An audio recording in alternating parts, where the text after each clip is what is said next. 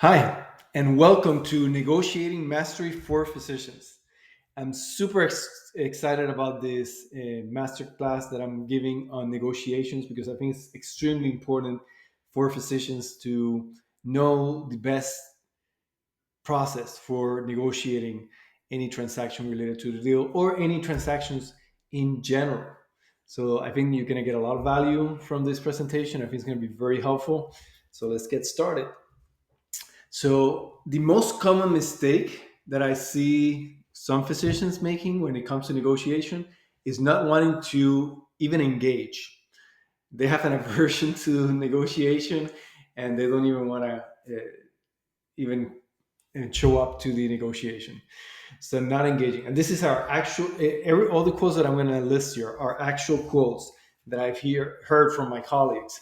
And when it comes to potential negotiations, I do not want to talk to venture capitalists, salespeople, MBAs, etc. It's like there's suspicion about uh, people that are in business because we worry about being taking advantage of. And there this is a real reasonable concern because there's definitely a lot of people scam people out there, so you want to be careful. However, I, what I always say is that you can approach these interactions as a learning experience. So even if you decide not to move forward, just try to learn about the process. Try to learn. This is a fascinating area. Mergers and acquisition, selling your practice. To me, is fascinating because there's so much leverage. Like small things that you would consider small can lead to major changes in valuation, in your life, in your future. So there's a lot of bang for the buck here. A lot of value to be obtained from just.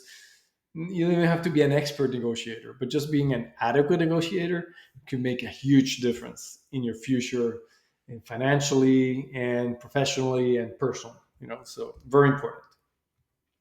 So, common mistakes that I see physicians making when negotiating is not prioritizing negotiations, not considering it something important. Like uh, doctors, we have benevolence, we take care of patients, we put that at top of our priorities. But sometimes when it comes to negotiating for ourselves, we don't give it the importance that we should. And I've seen this firsthand. I've seen in doctors where they have an opportunity to meet with someone to discuss their compensation and to very likely increase their compensation, and they don't make it a priority. It's like they forget about it. They don't move forward. They don't request a meeting, or they don't accept a meeting. It's, I know, sounds crazy, but I've seen it happen lately. It's not like years ago. It's like I've seen it happen. Uh, there's the opportunity to meet with a potential buyer, which could be the most important decision in your career, and maybe one of the most important decisions in your life. And you can't meet because you have some personal activity going on, something that is really not that important. That could definitely be rescheduled, or and it wouldn't make a big difference if you missed it. And then you decide not to move forward with learning more about an opportunity to sell your practice because of that. I've seen poor email etiquette, not checking or replying to email. I see it all the time. Just not prioritizing negotiations when it comes to yourself. You never do this for your patients, but when it comes to your future, professional, financial, and personal, sometimes we're neglectful, making the other side wait unnecessarily. I've seen this firsthand. A meeting scheduled to discuss compensation, and the doctor's not there because he is talking about personal stuff with a drug rep when the meeting had been scheduled many days before. And it's just not giving it the importance that that it should. It's just crazy. I'm scratching my head. I don't understand.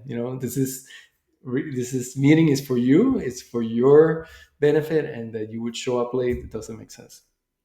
And not building rapport, which is, doctors in general, we're very good about building rapport because we have to do this with our patients. And but we sometimes forget that in a business situation, it behooves us. It's going to be advantageous for us to build rapport, because you're more likely to go into business with someone you like than someone you don't like. So building rapport, just as is very important when we're dealing with patients, is also very important in business.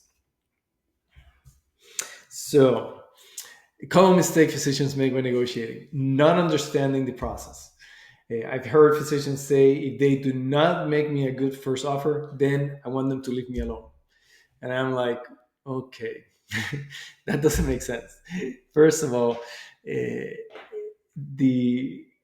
you know selling your practice is probably the most important transaction professionally you're going to do. This is not like something you do spur of the moment, impulsively. This is going to take 3 to 8 months most likely. And so it's not like if you go talk to a buyer that they're going to trick you into selling your practice. That won't happen. First of all, again, it's a long process. It takes several months, so there's many opportunities to back out. And number two, if you got a good buyer, they're gonna want you to walk into this with eyes wide open and know exactly what you're getting into, because they want you to be happy before and after the sale of your practice, especially if they want you to stick around for a few years as an employee.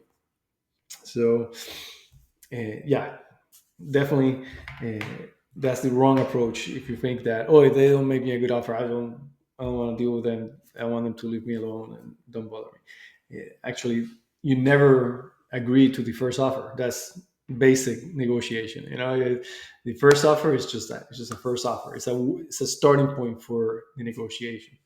Okay, because no buyer is gonna offer you the best possible deal with the first offer. The first offer is just a starting point of the negotiation.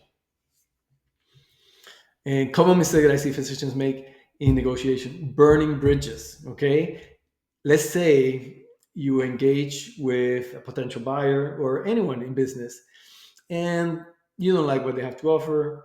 Well, very and diplomatically and nicely, say thank you, but no thank you. It never makes sense to burn bridges, because maybe later on things might change and you may want to engage. And if you burn bridges, then that's going to make it a lot harder. Eh, I'll give you an example. It didn't have to do with mergers and acquisition, but I had a doctor that I was interviewing for a position in the practice, and a very good doctor, very well trained. We had a really good rapport, really good interaction. Great person. But we ended up not going with that doctor because we had other doctors that had exactly the same qualifications. So I sent that doctor a very nice email saying, unfortunately, you got great credentials, and we wish you well and all that, but right now our needs don't fit with what you need, so we won't be able to make you an offer. And the doctor never replied, never said, okay, thank you. If things change, let me know. That's the right approach. And you never went over bridges. You never know when you need to go back to that situation. I'm Puerto Rican, so there's a saying that I heard when I was a kid. It's nunca digas de esa agua no bebo yo. Never say I'll never drink from that water, because then it's gonna come a point where you're gonna be very thirsty. And you're gonna drink it like by the gallons. So you never want to burn bridges. It doesn't make sense. There's no good reason to burn bridges. It's business. It's not personal. Okay, why are many physicians deficient in their negotiating skills? And I don't want to say all physicians. I know physicians that are really good at business, really good at negotiation, but in general, I think because we don't have any formal training in negotiations, and that can hurt us. And also, we don't have any formal education in business for the most part. most doctors, we're so busy. I mean, doing the prerequisites for medicine and then studying medicine, that we have little time to formally study business. But the truth is that, especially nowadays, you don't need a formal degree in business or negotiation, and to be able to learn by yourself on your own, and be good at it. We physicians, for the most part, we're lifelong learners, so we're always looking to learn. And to me, this is a fascinating area, because it has such a big impact. There's so much leverage involved. And another reason we might not be good at negotiation is because we don't have any business or accounting knowledge. So what I say about this is, when you're looking at selling your practice, there's going to be a lot of um, how you say, there's going to be a lot of looking at spreadsheets or tables and numbers. It's just, be honest, just ask for help understanding the numbers so you can follow it, and don't accept anything unless you completely understand it, especially the big picture things. You don't need to know every single detail for small numbers, but for big numbers, regarding the valuation of your practice, uh, and your compensation and all that, you need to understand everything in detail. And then, overall, general aversion. I think I see this a lot in my colleagues: aversion to negotiations and conflict. We usually don't like conflict, but I think the good thing about this course that you've invested in is that, once you learn principle negotiation, I think you're going to start looking forward to the process, because you're going to see it as a problem-solving, creative opportunity and a learning opportunity, and not as an uncomfortable, aggressive, dishonest, tricky experience. So these are some of the references that I've looked at, that have helped me create this uh, course right here on negotiation. The main one is Getting to Yes, by Roger Fisher and William Ury. And for the second edition, they had Bruce Patton of the Harvard Negotiating Project. And I think this book is really helpful for learning how to negotiate in a very effective way that does not harm the relationship between the two sides, and actually ultimately results in better results for both sides, I think. There's another book called Never Split the Difference, which is often mentioned by other doctors when I talk about negotiating. It's by Christopher Voss. And I think it's a great book, and it actually references a lot Getting to Yes. But I personally found Getting to Yes a lot more applicable to the long term negotiations that are involved in selling a practice. I think the Never Split the Difference has more like tricks, psychological tricks to help you negotiate, and it's really applicable for hostage negotiation. But this is not a hostage negotiation. This is a long-term business negotiation where you want both sides to come out winning and satisfied, and it was very important that the relationship be sustained and improve from the process. So I just find Getting to Yes a lot more helpful in this situation. So so Getting to Yes goes over what they call principal negotiation, which is going to be mainly the topic of the rest of this presentation. And I find it a very great way to approach negotiations. In principal negotiation, there's a focus on mutual gains and problem solving to achieve the best possible outcome for all parties involved. And so, again, it's problem solving. So that allows you to use your creativity.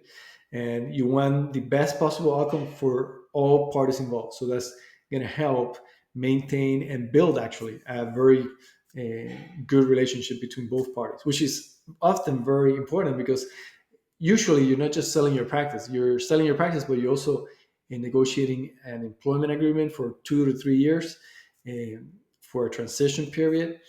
And if you don't have an outcome that is beneficial to both sides, that's really going to hurt the relationship. And in my experience, my buyers were great buyers, and they were also very interested in a mutually satisfactory result from the negotiation, and I could see that during the process. So really think win-win. You want both sides to win in this, and that's how it should be for all negotiations. And it reminds me of the fourth habit, not rabbit, habit of Seven Habits of Highly Effective People, which is one of my favorite books by Stephen Covey. So, by the way, as you've seen so far, and throughout this course, I'm always referencing some of my favorite books. So yeah, the fourth habit of highly effective uh, people is think win-win. So always think of ways where both sides can come out ahead. And it just takes a little bit of problem solving and creativity, which is, as doctors, I'm also an engineer, things that we enjoy and we look forward to. And so this there's a contrast between principal negotiation and positional bargaining, which is the usual bargaining or negotiation style that most people are used to, and the reason why a lot of doctors and people in general don't like negotiation, because they think of positional bargaining, which is the most common form of negotiation. In positional bargaining, each party takes a stance and haggles for their position, and that's very uncomfortable, and it, you feel like you're being taken advantage of, or that you're taking advantage of someone else. So it's not a sincere process, it's not an honest process, and you never really know if you came out with a good deal versus the approach. And sorry, and this positional bargaining was actually the approach that I noticed in my initial attorney that I used for when I was selling my practice. And after a couple of weeks of this, I decided, another big decision that I made in the process is to fire my mergers and acquisition attorney, because he was committed to this positional bargaining, aggressive, confrontational, tricky approach, which is definitely not my personality, and ultimately it's not the best method to sell your practice and to reach the best deal for both sides in the long term. So, key principles of principal negotiation. So now we're going to go over the key principles. Separate the people from the problem. Negotiations involve both substantive issues as well as human emotions. Ego, fear, perception need to save face, all that. So try to separate all those emotional components from the the negotiation. Avoid personal attacks. That's a big no-no. That burns bridges. As we talked earlier, we don't want to do that. Use active listening and empathy to build trust and rapport. Very important. And this reminds me of another book that I really like, How to Win Friends and Influence People. It's a great book that I highly recommend to read and to help with just building rapport. It helps with all your relationships, business, in your professional life, at work with patients, and personal.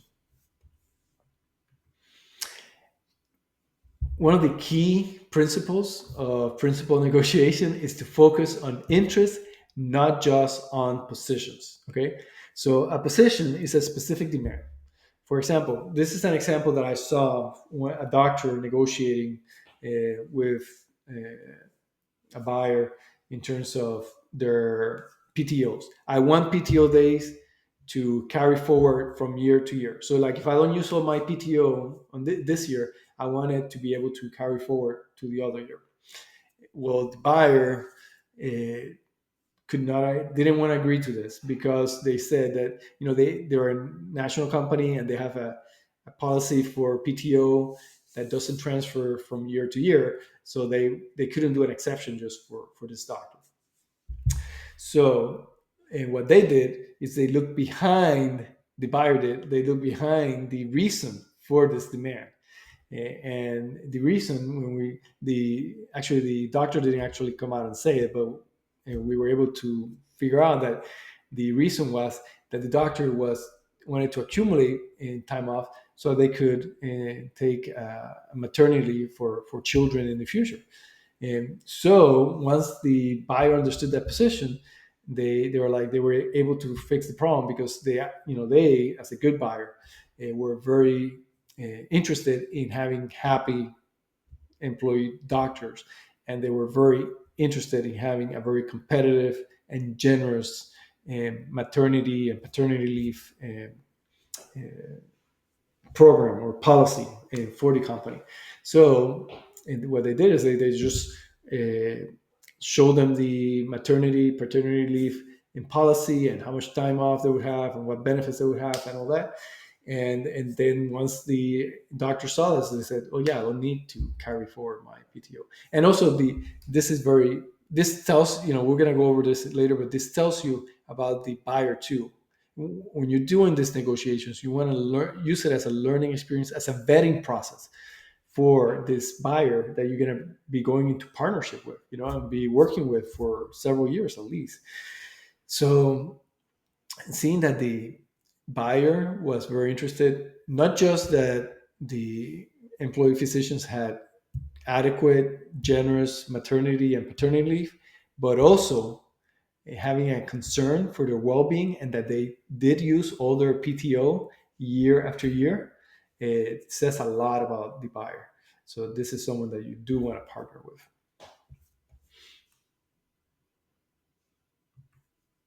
Another example of where I think it's important to focus on interests and not positions is when we're negotiating, in this related to me, compensation. I I I was very interested in having a productivity bonus because I tend to be very efficient and because of lean methodology. So I think I want to be compensated or rewarded for that efficiency. So I wanted there to be a productivity component to my compensation. But the buyer did not have a productivity formula set up for their practices, so they were not ready to do that. And but I didn't want to close the deal without having that set up. So what I did is I presented to them how this was mutually beneficial because by giving me a productivity bonus, it's going to pay for itself and it's going to help the company in general. And so eventually they agreed to the productivity formula, and it accelerated their process of developing a productivity formula for the entire company. Invent options for mutual gain. This is where uh, creativity and problem solving are rewarded and come in, and this is something that doctors are usually very good at. So number one, you want to avoid a fixed buy mindset. Like, if I only win if you lose, that we want win-win. We both can win. That you can make the pie bigger. That's always true. I really believe that, and that goes down to mindset. And now another recommendation. There's a book called Mindset by Carol Dweck, which is a great book. I highly recommend reading it, and I think it applies to this. There's there's always the potential for growth. And there's if we can invent options and solutions so that both sides uh, win, it's going to take more effort, but it's going to be extremely rewarding because that effort is going to pay off. So, to start out with, you want to brainstorm a bunch of potential solutions, just thinking out loud. You don't have to do it in front of the buyer or the other party. You can do it on your own, but just come up with a bunch of solutions and then try to see which ones fit better and, cross off the ones that don't work and then come up with a better solution. Look for trade-offs that benefit both sides. In the example that I gave about the productivity bonus, so it benefits me because I get paid more money, but it also benefits the company because I'm more productive. So definitely a win-win. Definitely, there's ways to structure it so that both sides are rewarded, and it really helps everybody. Use objective criteria. That's another principle negotiation. Uh, Base agreements on fair standards rather than personal preferences. Okay, try to look for independent third-party standards for deciding or helping decide in some of the items in the negotiation. Okay, so there might be um, so national standards for, one example is we're negotiating the how much to be paid per RVU in the productivity formula. We look at what were the national averages for RVU compensation. That, those numbers can be published by different national organizations for your specialty. And try to use market value, legal precedent, and expert opinion to justify decisions. So these are impartial, objective criteria, not just personal preferences when possible. And how can you argue against that? If you say, well, can we look at the this standards or this precedent? No one's going to say no because I want to do it this way. That's not mature and that's not professional. If you come with objective criteria, that's going to make the other side have to explain why they don't want to follow that criteria, or what they have to justify their position and better. So that's always very helpful to look for objective criteria. And if there's a disagreement, try to frame it around independent benchmarks. Okay, and that's also going to be helpful.